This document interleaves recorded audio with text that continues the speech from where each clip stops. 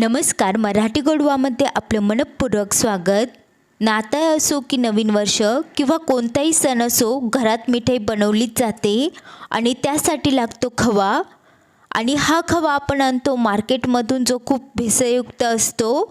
तर आज आपण शुद्ध पद्धतीने घरच्या घरी मस्त खवा बघणार आहोत. आज मी तुम्हाला 2 लिटर दुधाचा किती खवा होतो हे सांगणार आहे. चला तर बघूया. शुद्ध खवा बनवण्यासाठी इथे 2 लिटर गाईचे दूध घेतले आहे. हे ताजं दूध आहे.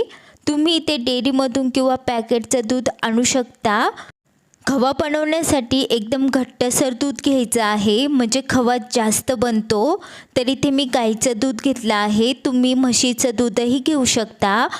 एक कढई घ्यायची आहे जी जाड तळाची असेल आणि पसरट असेल. त्यामध्ये पाव कप पाणी टाकलं आहे.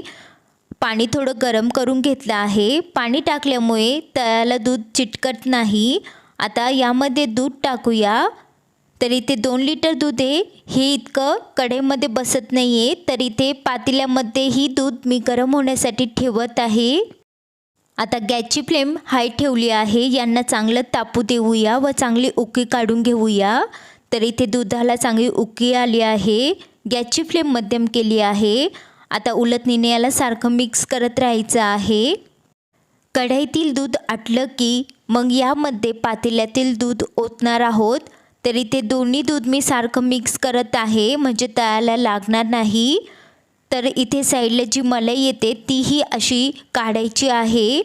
नंतर ती काढली नाही तर खूप कडक होते. तर असं सारखं मिक्स करायचं आहे. आता तुम्ही बघू शकता इथे 20 ते 25 मिनटं चांगलं दुधाला मिक्स करत राहिले आहे. आणि आता इथे दूध थोडंसं आटलं आहे दोन्हीकडील. कढईमध्ये पातेल्यातील दूध ओतूया. तर इथे हे दूध मी टाकून घेत आहे. तुम्ही बघू शकता हे दूध इतकं घट्ट झालं आहे. कढईमध्ये आता दुधाला चांगला आटवून घेणार आहोत. तर एकसारखं याला मिक्स करणार आहोत आणि जी साईडला मलाई येते तीही लगेच काढणार आहोत. नंतर ती कडक होत जाते व खव्यात मग ती चांगली मिक्स होत नाही. तर अशा प्रकारे सारखं मिक्स करणार आहोत. दुधाला चांगलं मिक्स करत आहे मी आणि गॅसची फ्लेम मीडियम आहे. आता तुम्ही बघू शकता दूध चांगलंच घट्ट होऊ लागलं आहे. ह्या स्टेजला जर आपण साखर आणि ड्रायफ्रूट टाकले तर इथे आपली रबडी होईल. पण आपल्याला खवा करायचा आहे, तर याला अजून आटवायचं आहे.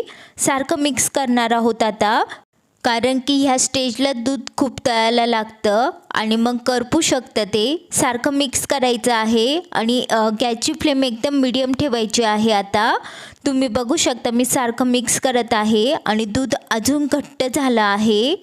आता अजून याला आटवून घ्यायचं आहे. जोपर्यंत हे एकदम घट्टसर होत नाही तोपर्यंत. घरीच खवा बनवणे सोपे आहे. फक्त काही टिप्स पाळल्या पाहिजे आपण, म्हणजे खवा मस्त मऊ होतो. तर आता याला एकसारखं मिक्स करत आहे. तुम्ही बघू शकता तळाला थोडंही लागलेलं नाही आहे, कारण की सारखं मिक्स करत आहे मी. असंच याला अजून 1-2 मिनटं मिक्स करणार आहोत. हा चांगला घट्टसर व्हायला लागला आहे. ह्या स्टेजलाच आता गॅस बंद करायचा आहे, कारण की कढई उष्ण असते आणि पडल्या हे अजून थोडंसं घट्टसर होईल. तर इथे गॅस मी पहिलीच बंद केला आहे आणि सारखं मिक्स करत आहे. आता खवा होत आला की गॅस लगेच बंद करायचा आहे. तुम्ही जर जास्त वेळ गॅस चालू ठेवला ना, तर कढईची उष्णता आणि गॅसची उष्णता यामुळे खवा लवकर आटून एकदम कोरडा होऊ शकतो, मग तो मऊ राहत नाही. आता इथे तुम्ही बघू शकता मी बनवलेला खवा एकदम मऊसूत आणि मस्त बनला आहे. एका प्लेटमध्ये काढून घेऊया. एकदा की हा खवा बनवून ठेवला की यापासून वेगवेगळ्या मिठाई आपण बनवू शकतो, जसं की गुलाबजाम, पेढा, खव्याची पोळी, मोदक. तसेच आपण याचा वापर केकमध्ये, शिऱ्यामध्ये करू शकतो.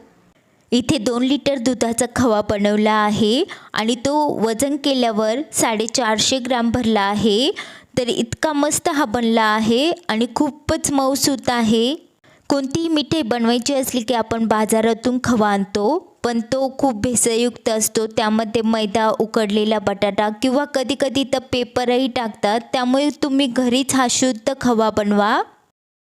नाताळ, नवीन वर्ष किंवा कोणताही सण असो, मिठाई बनवण्यासाठी आपण बाहेरून खवा आणतो आणि तो खूप भेसळयुक्त असतो. त्यापेक्षा तुम्ही घरीच असा शुद्ध खवा बनवा व त्यापासून कोणतीही मिठाई बनवू शकता. तयार आहे शुद्ध खवा.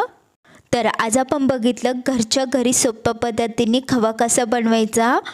तर तुम्हाला हा व्हिडिओ आवडला असेल तर लाईक, शेअर, कमेंट करा आणि प्लीज मराठी गोडवा चॅनलला सबस्क्राईब करा. व्हिडिओ बघितल्याबद्दल धन्यवाद.